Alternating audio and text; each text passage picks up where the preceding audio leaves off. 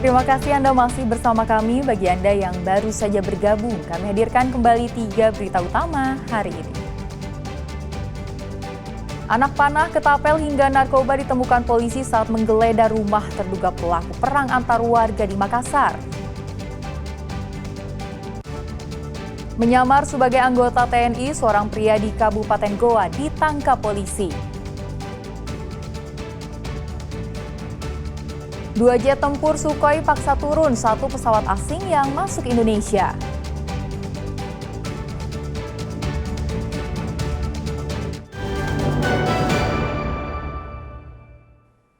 Di tengah masih adanya kasus keracunan, pemerintah Sulawesi Selatan tetap menargetkan 900 sekolah menerima makan bergizi gratis.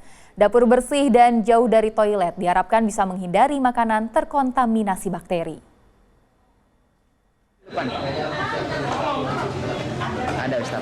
SD Inpres Tamamau 4 di Jalan Abdullah Daeng Sirua, Kecamatan Panakukang, Kota Makassar, mendapat giliran dalam program makan bergizi gratis. Pemberian makan bergizi gratis ini juga langsung dipantau oleh Menteri Perencanaan Pembangunan Nasional atau Kepala Badan Perencanaan Pembangunan Nasional Bappenas Rahmat Pambudi. Menu MBG kali ini adalah nasi, tahu, ayam, dan sayur serta buah pisang. Sementara Gubernur Sulawesi Selatan Andi Sudirman Sulaiman yang ikut dalam peninjauan ini mengungkapkan bahwa target sekolah penerima manfaat MBG di Sulawesi Selatan sebanyak 900 sekolah. Pada prinsipnya sebenarnya secara overall sudah bagus. Yang perlu kita mungkin ini bagaimana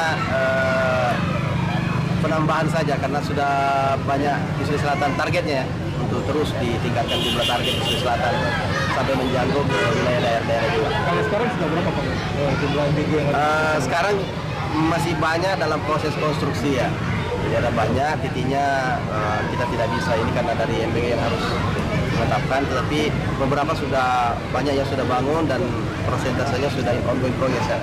Sementara program bergizi gratis kembali jadi perhatian pemerintah daerah dan DPRD Bulukumba menyusul insiden makanan basi dan dugaan keracunan yang sebelumnya terjadi di beberapa sekolah. Anggota DPRD Bulukumba menekankan pentingnya dapur pengelolaan makanan untuk steril dan jauh dari sumber kontaminasi seperti toilet. Pengawasan ketat ini dilakukan sebagai langkah antisipasi terhadap kasus makanan basi dan dugaan keracunan makanan. Dalam acara ini juga pemerintah Kabupaten Bulukumba kembali meluncurkan 1 dapur MBG di Kecamatan Ujung Loe. Kebersihan itu penting dan kami sudah lihat ini cukup bagus kebersihan dibanding dengan yang lain-lain, tapi ini harus dipertahankan. Setelah misalnya 2 sebulan, 3 bulan, kemudian itu diabaikan, itu kadang-kadang begitu. Semua yang baru biasanya itu bersih, tapi setelah itu kadang-kadang diabaikan, itu paling penting. Menu kali ini yang disajikan untuk launching ini itu bagus, mudah-mudahan ini bisa dipertahankan ke depan, dilakukan penyediaan menu makanan sesuai dengan standar di Juknis, dan semua yang terlibat di sini itu sama-sama berperan sesuai dengan keahliannya masing-masing. Meski peluncuran dapur MBG terus berjalan, sistem pengawasan harus diperketat agar seluruh pelajar yang menerima program makan bergizi gratis ini mendapat jaminan keamanan dan kualitas. Raisa Habu dan Muhammad Sardi melaporkan dari Makassar dan Bulukumba. Terapi oksigen hiperbarik menjadi salah satu metode pengobatan alternatif untuk membantu pemulihan medis mulai dari luka kronis, diabetes hingga stroke ringan. Terapi ini dilakukan dengan menghirup oksigen murni dalam ruangan bertekanan tinggi. Namun metode terapi belum ditanggung BPJS. Terapi hiperbarik atau terapi oksigen kini mulai dikenalkan ke masyarakat. Di Makassar, Rumah Sakit TNI AL Jala Amari mulai memberikan terapi hiperbarik untuk proses pemulihan. Layanan ini diklaim dapat mempercepat penyembuhan luka kronis seperti luka diabetes dan membantu pemulihan pasca stroke hingga menekan keracunan karbon monoksida. Terapi hiperbarik ini dilakukan dengan cara menghirup oksigen murni di dalam ruangan khusus yang bertekanan tinggi. Nantinya oksigen akan larut lebih banyak ke dalam darah dan ini membantu perbaikan sel dan jaringan yang rusak. Tapi pasien sebelumnya akan diperiksa terlebih dahulu untuk memastikan kondisi kesehatannya memadai. Pemeriksaan ini penting agar tidak terjadi kontraindikasi selama berada dalam ruangan tekanan tinggi. Setiap pasien nantinya dibekali masker atau selang oksigen dan diawasi ketat oleh tenaga medis yang bersertifikat selama terapi berlangsung. Nah, kalau untuk kami di sini untuk evaluasinya itu terutama untuk orang yang habis masuk terapi hiperbarik, biasa kita setiap habis masuk kita akan evaluasi perkembangannya atau keluhannya. Yang paling kelihatan jelas itu kalau terapi hiperbarik untuk kasus orang yang kena pasca stroke atau kena luka diabetes. Karena kalau luka diabetes itu lukanya akan terlihat jelas. Nanti kita habis masuk, kita bersihkan luka itu akan terlihat jaringan granulasi atau epitelisasi yang berbentuk jaringannya berwarna merah. Kalau dari pasien yang pasca stroke, biasanya kita akan lihat dari modelnya atau cara dia berjalan dan dia dari motoriknya. Itu yang bisa kita sering lihat menilai untuk kasus terapi hiperbarik. Meski belum ditanggung BPJS, terapi ini sudah bisa diakses masyarakat umum dengan biaya sekitar Rp350.000 per sesi. Muhammad Sardi melaporkan dari Makassar.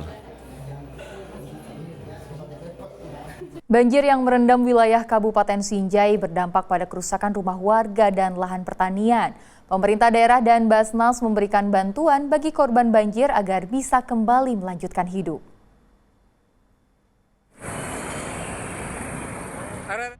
Desa Patongko di Kecamatan Tele Limpoe, Kabupaten Sinjai menjadi salah satu wilayah yang terdapat banjir hebat pada Kamis 12 Juni lalu.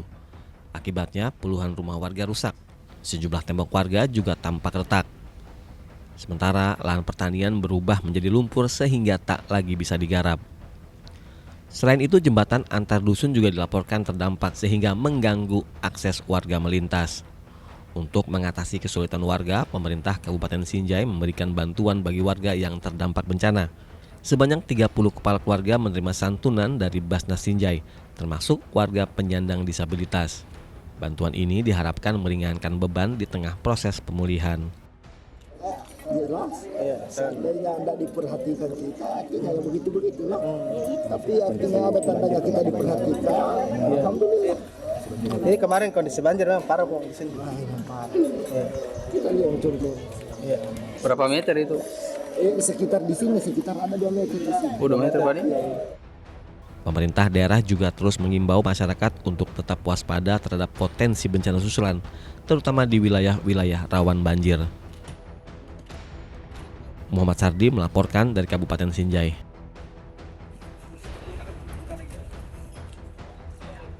Dua jet tempur Sukhoi dari Skadron Udara 11 Lanut Sultan Hasanuddin memaksa turun satu pesawat asing di wilayah udara Indonesia. Penurunan paksa karena pesawat tak memiliki izin ketika melintas Indonesia.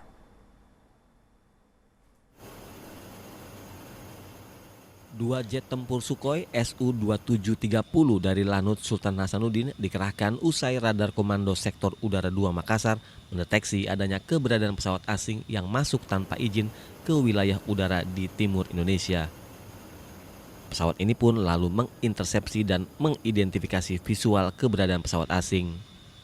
Setelah mendapatkan informasi awal, akhirnya pesawat asing dipaksa turun dan mendarat di Base Ops Lanut Sultan Hasanuddin Makassar. Di darat, penjagaan dan pemeriksaan terhadap penumpang dan kru dilakukan untuk mengantisipasi hal tak diinginkan. Aksi ini merupakan simulasi latihan pertahanan udara bertajuk Cakra B25 tahun anggaran 2025 yang digelar Komando Operasi Udara 2 Makassar.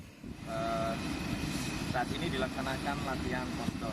Latihan postur ini adalah latihan yang dilaksanakan oleh Satuan TNI Angkatan Udara dalam rangka penegakan hukum dan pengamanan wilayah udara. Saat ini skenario-nya adalah diskenariokan ada satu pesawat asing yang tidak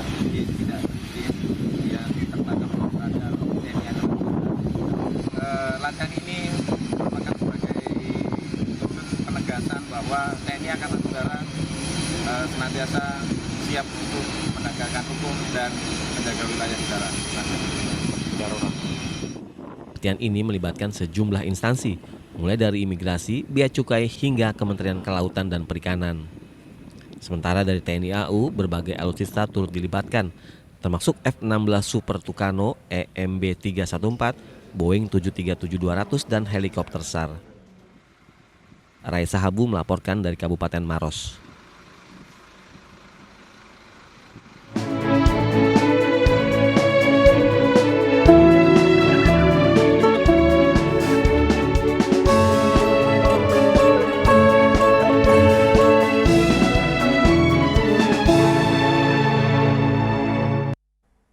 Dan laporan tadi mengakhiri berita Makassar hari ini. Jangan lupa pastikan Anda subscribe channel YouTube Liputan 6 SCTV Daerah. Saya Tia Anissa berterima kasih atas perhatian dan kebersamaan Anda. Selamat beraktivitas dan sampai jumpa.